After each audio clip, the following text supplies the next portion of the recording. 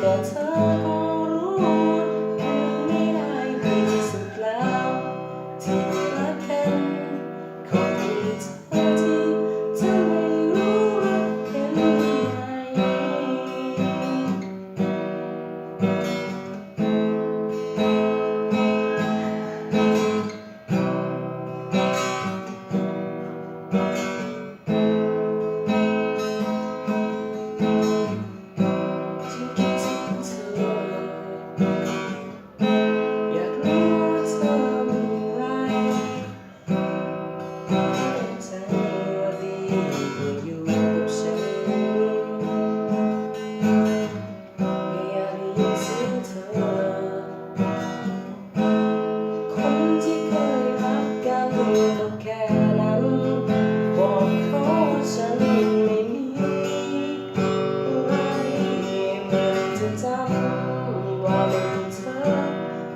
จะยอมรับว่าเธอ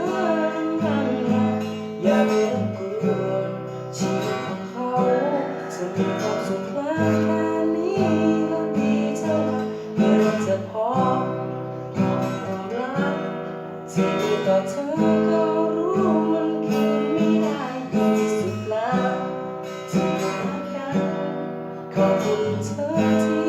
ทำให้รู้ว่าเป็นยังไง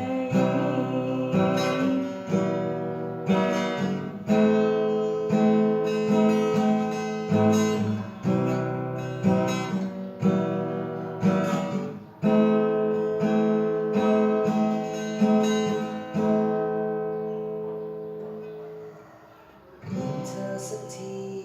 ลืมเธอสักทีได้ไหมลืมเธอสักที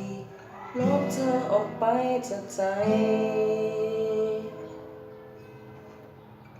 ลืมเธอสักทีลืมเธอสักทีได้ไหมลืมเธอสักทีลบเธอออกไปจากใจเมื่อได้จะจำว่ามีเธอ